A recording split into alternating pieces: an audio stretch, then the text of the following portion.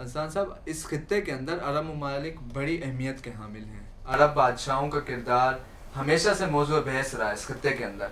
اب جو حالیہ ایران اور اسرائیل کی جنگ ہے، اس پر جو خاموشی ہے، ان کی پالیسیز کو آپ کس نظر سے دیکھتے ہیں امت مسلمہ کی نظر میں؟ دیکھیں اسد بھائی، جب عرب کی بات آتی ہے نا تو ویسے ہی تھوڑے سے ہاتھ پر پھول جاتے ہیں، کیونکہ ہمارے مولوی حضرات جو بھی ہیں، ہمارے بھائی بڑے ہمارے جن سے ہم سیکھتے ہیں، وہ ہمیں یہ کہہ کے چپ کراتے ہیں کہ جی عربی کو جو ہے وہ رسول کی زبان بولنے والے ہیں، انہیں عزت دی جائے اور ان کا احترام ہے.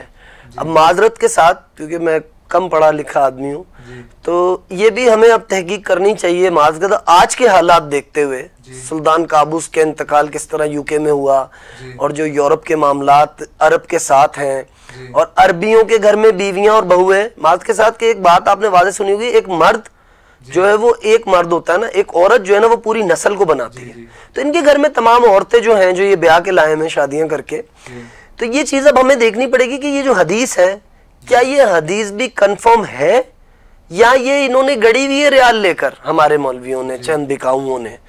اور اگر ہے تو بھائی عتبہ شیبہ بھی تو عرب تھے، ابو جہل بھی تو عرب تھا. یہ جو رسول اللہ سے جنگیں کر رہے تھے، رسول اللہ کو پتھر مار رہے تھے، یہ خالص عرب تو تھے سارے.